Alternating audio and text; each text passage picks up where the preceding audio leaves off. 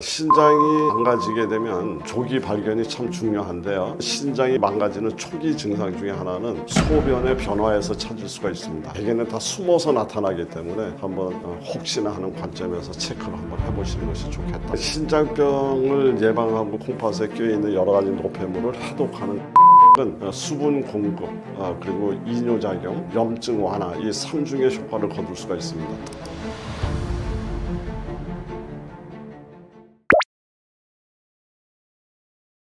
근데 신장은 우리 몸의 생화학 정제 공장이다. 이제 이렇게 이야기를 할 수가 있습니다. 신장 질환이라는 말 그대로 이제 신장 기능이 이제 손상되거나 저하된 상태를 이야기하는데요. 신장 질환은 이제 크게 두 가지 종류로 우리가 나눌 수가 있습니다. 하나는 급성 신손상이죠. 신장이 이제 급하게 망가진 건데요. 갑작스럽게 신장 기능이 이제 제 기능을 못하는 상태. 이거를 우리는 급성 신손상 상태라고 이야기를 하고요. 이거는 대부분이 이제 탈수, 그러니까 지나치게 우리 마라톤 같이라든가 지나친 운동이라든가 지나치게 땀을 많이 흘리는 어떤 일들이 왔을 때 급성으로 찾아올 수가 있고요. 또는 이제 약물, 그래 진통 소염제라든가 항생제를 드시고 난 후에 감기 같이 이렇게 감염성 질환, 그래서 이제 간혹 이 감염성 질환의 경우가 이제 급성으로 신장 손상의 원인이 되는 경우가 우리 주변에서 굉장히 많이 있을 수 있는데요. 우리 모기에 이제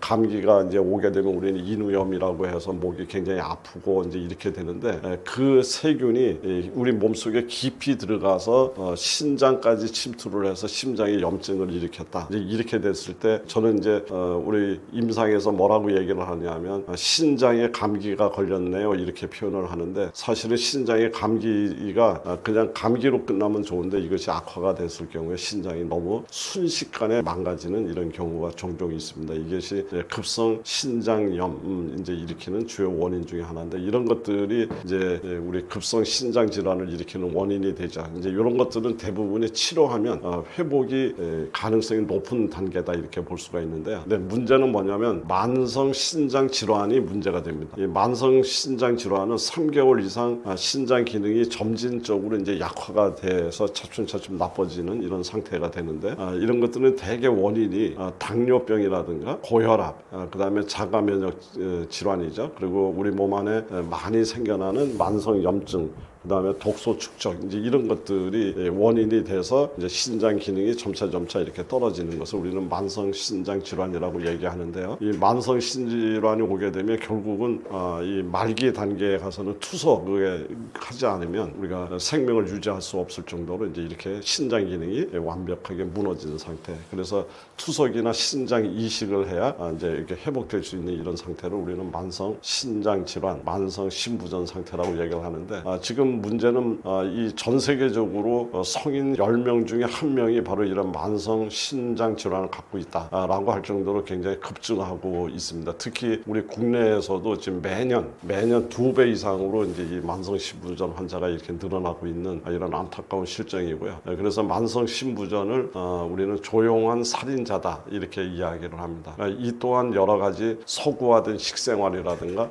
여러 가지 현대인들이 살고 있는 어떤 환경의 요인, 이런 것들이 다 어우러져서 지금 이런 만성 신부전 환자들이 늘어나고 있다, 이렇게 볼 수 있겠습니다. 신장은 이제 이렇게 중요한 이제 신장은 이제 우리가 쉽게 생각하면 단순히 그 소변을 배설하는 기관으로 생각하지만, 신장은 단순한 그 어떤 소변 생성 기관이 아니다. 마치 24시간 작동하는 생체 화학 정제 공장이다, 이렇게 이야기할 정도로 정말 많은 일을 하고 있습니다. 그래서 저는 손님들과 이렇게 상담을 하면서 이제 이런 이야기를 해요. 신장이 어디에 위치해 있는지를 이야기하면서 우리 앞이 아니라 여기 뒤에 여기 있지 않습니까? 그래서 신장을 이렇게 하면서 정말 숨은 곳에서 정말 많은 일을 하고 있는 것이 이 신장이다라고 이제 이야기를 하면서 신장의 하는 역할이라든가 이런 걸 이제 제가 설명을 드릴 때가 있는데요. 신장은 우리 몸에서 대표적인 그 독소를 해독하는 해독기관입니다. 그래서 우리 몸 안에 들어왔는 독소는 크게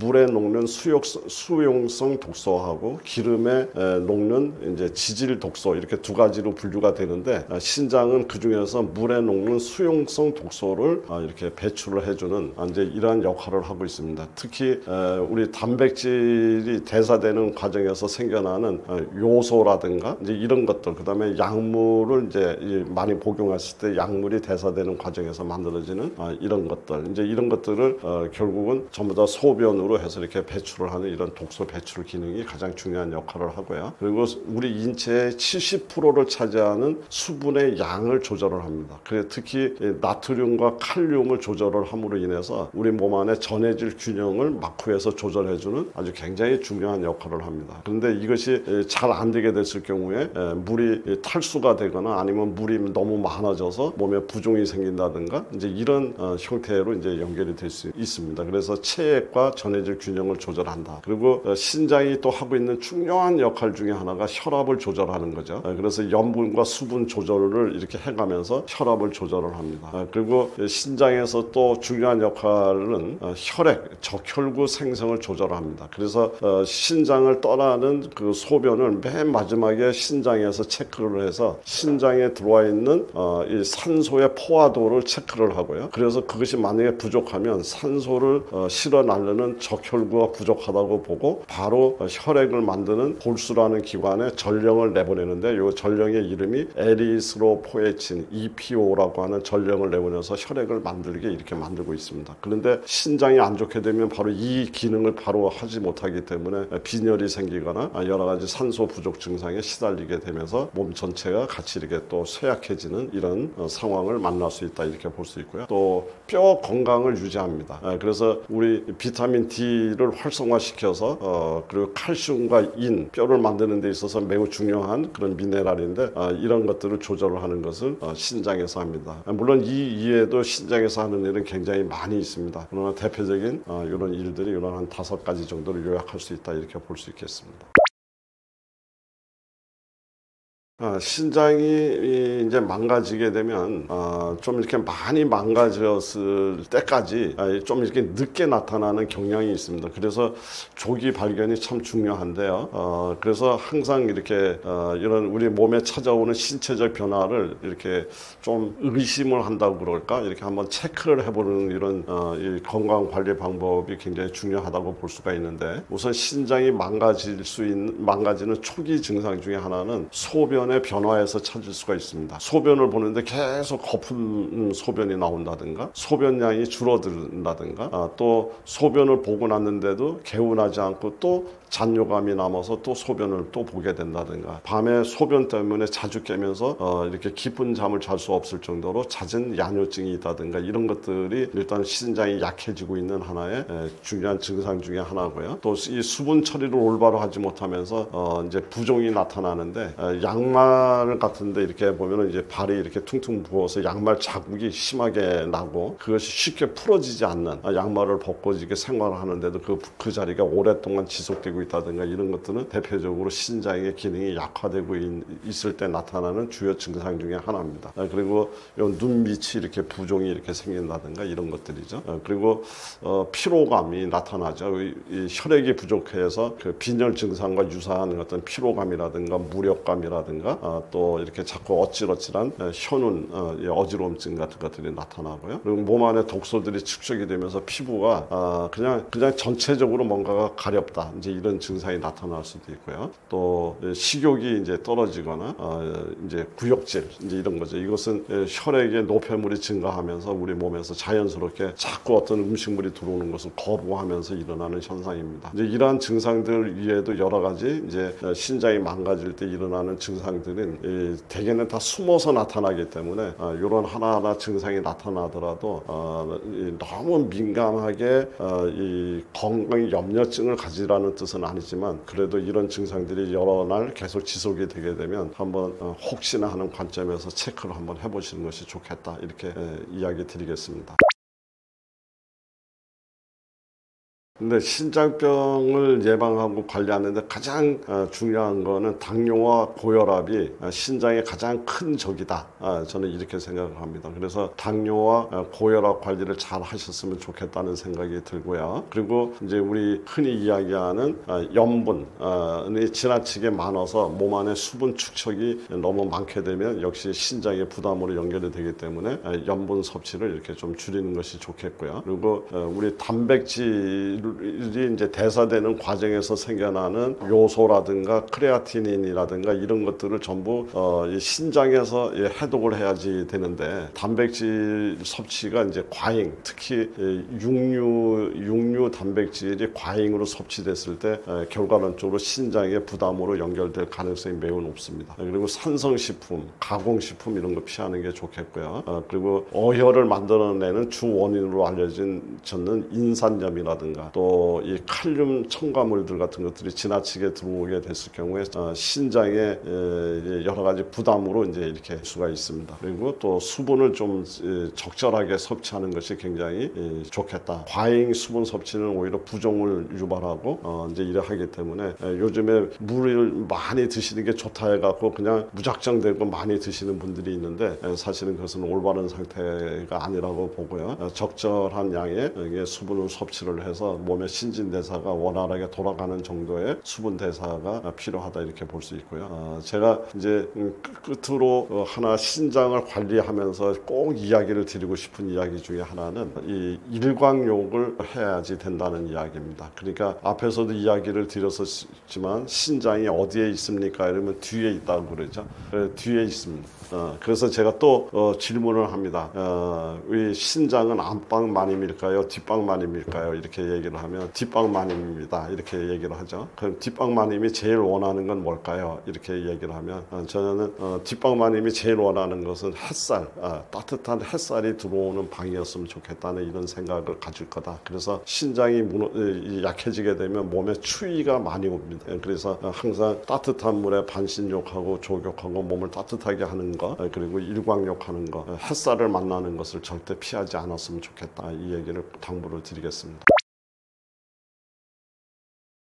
이제 가장 중요한 질문을 주신 것 같아요. 이거는 이제 단순히 숫자의 변화를 이야기하는 것이 아니라 그 대사 상태를 이제 이야기하는 하나의 건강 신호를 반영하는 아주 중요한 지표죠. 그래서 식습관이라든가 스트레스라든가 대사 문제라든가 이제 이런 것들로 인해서 그 pH가 4.5에서 5.5 정도까지 이게 떨어지면 소변이 산성화됐다. 이렇게 이야기를 합니다. 참조로 이제 pH라고 하는 것은 1에서 14 까지로 이제 구분을 해놓고 그 정가운데 7이죠. 7이 이제 우리 중성이라고 얘기를 하고요. 7에서 14로 가면 갈수록 이거는 알칼리가 강해지고 있다라고 얘기를 하고 7에서 1로 내려가면 내려갈수록 산성이 강해지고 있다고 이야기를 합니다. 그러니까 pH 1이 산성이 가장 강한 상태고요. pH 14가 알칼리가 가장 강해진 상태입니다. 이제 그런데 우리 몸의 혈액은 pH 7.4가 가장 이제 기준이 되는 상태죠. 그래서 우리 혈액은 호메오스타시스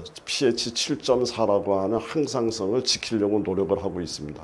7.4라고 얘기하면 0.4만큼 알칼리 쪽으로 살짝 기울어져 있는 상태다 이렇게 볼 수가 있는데 지금 우리 이 소변이 산성화가 됐다고 하는 것은 pH 4.5에서 5.5 그 이제 7에서 그만큼 지금 산성 쪽으로 기울어져 있는 겁니다. 이제 이렇게 돼 있으면 왜 이런 현상이 일어나냐면 우리 몸의 혈액의 입장에서는 pH 7.4를 지켜내야지 되는데 자꾸 혈액이 산성화가 되게 되면 어쩔 수 없이 그 산성 물질을 소변으로 버려야지 되는 이런 상황으로 갈 수밖에 없다. 그래서 자꾸 소변이 산성화된 어떤 소변이 나오고 있다는 말은 우리 몸 안에 산성화가 되고 있는 분위기가 계속 지속되고 있다는 겁니다. 이제 그래 되면 우리 몸 안에서는 두 가지를 선택을 합니다. 하나는 뼈에서 칼슘을 뽑아서 칼슘이 이제 알칼리성이니까 이것을 혈액에다 섞거나 아니면은 산성화되어 있는 혈액을 산성화를 막기 위해서 그 산성 물질을 전부 다 소변으로 이렇게 내보내는 이런 문제가 되죠. 그래서 산성화가 되게 되면 이제 문제가 어떤 문제가 되느냐면 우리 산성비를 맞게 되면 머리카락이 빠지고 피부염이 생기니까 우리 산성비를 맞지 마세요 이렇게 얘기를 하는 것처럼 우리 산성 소변이 자꾸 되게 되면 신장은 자꾸 이렇게 녹아내리고 망가질 수밖에 없는 환경으로 가고 있다. 이제 이렇게 이해를 하시면 이 산성화라고 하는 이야기가 어떤 것을 의미하는지를 우리 시청자분들도 쉽게 이해할 수 있지 않을까 이렇게 생각을 합니다. 이제 만성 신장병이 급증한다고도 이야기도 드렸고 많이 참 염려되는 상황인데요.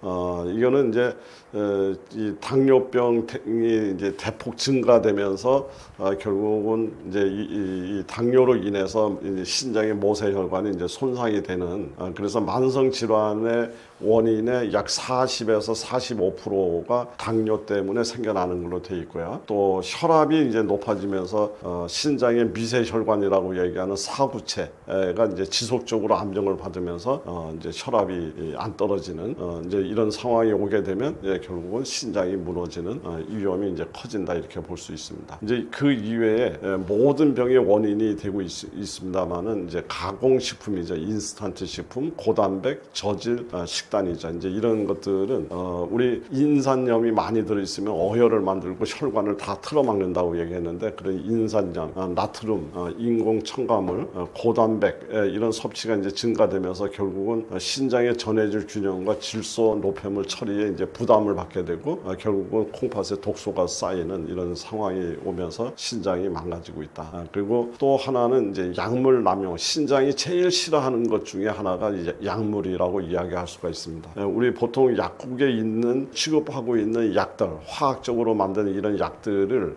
이제 약효의 문제에서 바라보지 말고요. 부작용의 문제에서 쳐다보면 절반은 간에 부담을 주고 절반은 신장에 부담을 준다 할 정도로 이 약물들은 대부분의 신장에 많은 부담을 주고 있습니다. 특히 그 진통소염제, 항생제, 또 일부 한약제의 그 중금속이 이제 잔류되어 있는 이런 것들이 결국은 신장에 이제 부담을 주기 때문에 약국에서 진통제를 자주 사서 드시는 분인데 이분이 만약에 고혈압도 있고 당뇨도 있다면 신장이 망가질 수 있는 아주 고위험군으로 이렇게 분류할 수 있다. 이제 이렇게 이야기 드릴 수가 있겠습니다. 신장을 살리는 음식은 단순히 어떤 특정 장기뿐만 아니라 전신의 그 대사 밸런스, 신진대사제 이거를 안정시키고 노폐물과 염증을 줄여주는 그런 음식이 결국은 신장에도 좋다 이렇게 볼 수가 있습니다. 그래서 그런 능력을 갖고 있는 음식들이 대부분이 그 우리 이제 십자화과 채소라고 얘기를 하죠. 그 항암작용, 항염, 염증 없애주는 작용이라든가 여러 가지 건강 이야기하면 십자화과 채소를 빼놓을 수가 없는데 바로 이 십자화과 채소 브로콜리라든가 케일 같은 경우에는 이 신장에도 매우 도움이 되는 그런 식품군이다 이렇게 볼 수가 있습니다. 이들은 이제 다른 어떤 채소류보다는 항산화 성분이 굉장히 풍부하고 그래서 염증을 억제하고 독소를 해독하는 이런 경로를 활성화해 줘서 결국 신장 세포를 보호하는 이런 작용이 있는 걸로 알려져 있습니다. 그리고 이제 과일류지만 블루베리, 크랜베리 이런 것들은 이 안에 그 아주 유익한 그런 식물 영양소 파이토케미칼이라고 하는 이제 이런 것들이 많이 들어있는데요. 안토시아닌, 케르세틴 뭐 이제 이런 것들이 결국은 염증을 조절하고 모세혈관을 안정시키는 작용이 있는 걸로 알려져 있습니다. 특히 크랜베리 같은 경우는 요로 감염에 아주 특화되어 있기 때문에 신장의 간접적인 보호작용도 뛰어난 걸로 이제 알려져 있고요. 그리고 호두, 아마씨, 치아씨드 뭐 이제 이런 거 같은 경우에는 이제 오메가3 지방산이 굉장히 많이 있어서 신장의 염증이라든가 단백뇨 감소 효과가 이제 있는 걸로 알려져 있고요. 이제 이런 것들이 굉장히 도움이 되는 신장을 살리는데 도움이 되는 음식이라고 이제 생각이 되는데 저는 여기서 이제 추가로 추천드리고 싶은 것 중에 하나는 수박을 저는 굉장히 관심 있게 생각하고 있습니다. 그래서 수박에다가 해독 능력이라든가 여러 가지 혈액 정화 능력을 갖고 있는 마늘 이 두 개를 합쳐서 수박과 마늘을 이렇게 끓여서 주스만 뽑아내면 이제 저는 이걸 수박 마늘 마늘탕이라고 얘기를 하는데 여기에다가 제가 항상 강조하는 식초를 조금 섞어서 여름철 음료로 이렇게 쭉 사용하시면 아주 신장 해독에도 매우 뛰어나고 몸에 여러 가지 혈관 건강에도 도움이 될 거다 이렇게 생각을 하고요. 또 하나 추천드리고 싶은 거는 감자 우린물. 그래서 감자를 썰어서 물 속에다 담궈 놔두고 하루 저녁 정도 지나면 감자 물이 우러나는데 그 물을 이렇게 따라서 거기에다가 우리 요즘 많은 건강을 지키려고 하는 레몬을 거기다 하나를 짜 놓아서 감자 우린물과 레몬 물을 섞었는 요 물을 매일같이 드시게 되면 이 감자 우린물은 우리 인체가 필요로 하는 가장 이상적인 알칼리수입니다. 그래서 pH 7.4에 가장 정조준되어 있는 이런 상태고요. 그리고 여기에 감자가 우려내는 과정에서 감자에 있는 비타민 C, 레몬에 있는 비타민 C가 합쳐지면서 우리 여러 가지 그 항산화 작용이라든가 이런 것들을 기대할 수가 있고요. 그리고 이것이 우리 몸에서 대사가 됐을 때는 또 역시 알칼리성 반응으로 pH를 안정시켜주는 이런 작용이 기대가 되기 때문에 가장 손쉽게 할 수 있는 방법으로 감자 우린물과 레몬물을 섞었는 이런 물, 그다음에 수박 마늘탕 이제 이거 추천드리고 싶습니다. 네, 아주 중요한 주제라고 생각이 되는데요. 신장 건강과 염증 완화에 동시에 그 어떤 효과를 보이는 과일은 이제 단순히 비타민 정도를 넘어서 항산화, 항염, 이뇨작용, 대사 안정 기능을 갖춘 이런 과일들을 이야기를 합니다. 그래서 특히 그 과일의 색소, 파이토케미칼이라고 하는 이런 부분들이 굉장히 중요한 핵심 역할을 하는 건데요. 역시 이 뛰어난 과일하면 우선 블루베리를 들을 수 있을 것 같습니다. 신장과 뇌혈관을 동시에 보호하는 슈퍼베리류다 이렇게 얘기를 이제 평가받을 정도로 블루베리가 굉장히 건강에 도움이 되는데 이제 그런 이유는 이 안에 이 안토시아닌이라든 시아닌, 그래 혈관 보호라든가 염증을 억제해주는 이제 이런 작용들이 사구체를 안정화시켜주는 걸로 알려져 있습니다. 그리고 또 이제 우리 포도에도 많이 들어있다고 알려진 이제 레스베라트롤이라든가 이제 이런 성분들, 이제 이런 것들이 이제 포도의 이제 이 껍질에 이렇게 많이 들어 있기 때문에 이 포도도 저는 추천을 드리고요. 그리고 제가 앞에서도 신장과 관련된 이야기를 할 때 수박 마늘탕을 추천드렸듯이 저는 이 수박을 강력하게 이제 추천을 드립니다. 올 여름에 정말 수박값이 저렴하게 이 시절에 올 여름 내내 수박을 좀 많이 드시어서 우리 콩팥을 건강하게 만들고 콩팥에 껴있는 여러 가지 노폐물을 해독하는 그런 계절로 올해 좀 뭐 경험해봤으면 좋겠다는 생각이 드는데요. 이 수박은 수분 공급 그리고 이뇨작용, 염증 완화 이 3중의 효과를 거둘 수가 있습니다. 특히 수박 껍질에 많이 함유되어 있다고 알려진 시트룰린이라는 성분은 혈관을 확장하고 신장의 혈류를 개선하는 데 매우 뛰어난 작용이 있는 걸로 알려져 있고요. 그리고 풍부한 수분을 갖고 있죠. 수박은. 그러면서도 칼륨이 많이 갖고 있기 때문에 이뇨 효과를 가져올 수 있습니다. 그래서 부종을 이제 완화하고 여러 가지 우리 몸의 혈류를 순환을 이렇게 잘 되게 만들 수 있는 이제 이런 건데, 단지 이미 신장에 질환이 생겨서 신부전 상태로 들어갔거나 이런 경우에 계신 분들은 칼륨의 문제이기 때문에 이건 별도의 상담이 필요한 부분이고요. 그렇지 않은 일반적인 분들은 신장을 건강하게 만들기 위해서 이 수박을 활용한 방법 저는 강력하게 추천드리고요. 또 이 사과가 좋습니다. 이 사과는 알칼리성 과일이죠. 그리고 가장 널리 사용되는 신장 보조 과일이다 이렇게 얘기를 할 수가 있는데, 그런 이유는 뭐냐면 이 사과에 있는 그 펙틴이라고 하는 식이섬유, 특히 수용성 식이섬유죠. 이것이 장내 독소를 흡착해서 이 독소를 이제 이렇게 배출하게 되는 이런 것들이 있고요. 그리고 사과에 들어있는 말릭산이라고 하는 이런 성분이 신장 대사를 완화시켜주는 이런 작용이 있는 걸로 되어 있습니다. 그리고 혈당, 콜레스테롤, 염증 모두 낮추는 작용이 이 사과에 있기 때문에 이 사과는 이 껍질째 소량씩 자주 먹는 것이 효과적이다 이렇게 알려져 있습니다.